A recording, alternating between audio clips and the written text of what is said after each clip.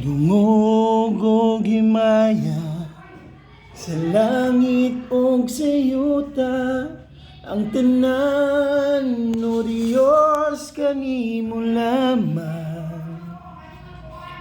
Kay ikaw puno sa gugma na walay katapusan.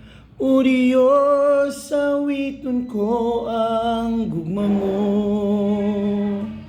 Ginoong Diyos, mahigugmaon sa tanan.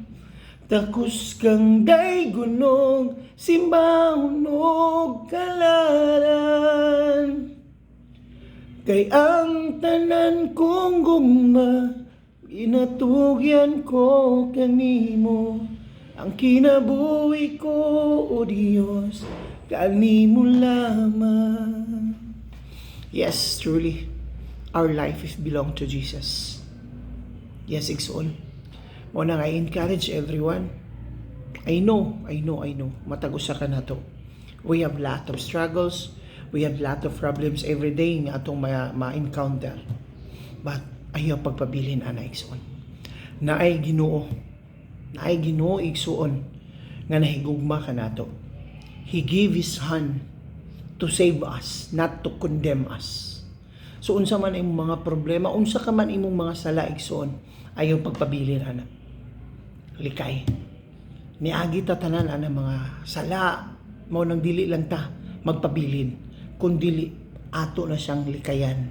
So unsa man nga pamaagi, Brother Mark, ang atong pamaagi igsoon, pray, simba ta, magapit ang mga Bible study, and your life testimony and the people who God is in your life.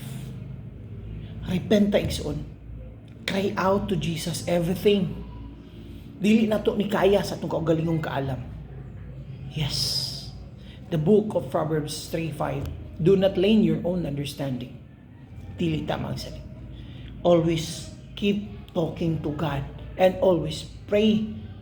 And lastly, igsoon, always read the Word of God. Basahon na itong Biblia, igsoon. Muna, always, tanan itong mga pangutana, naa sa Biblia, tanan, igsoon. Kana lang for this morning, I am Mark Pamisa. Dalay ng Diyos sa matag-usa ka nato. God bless us all.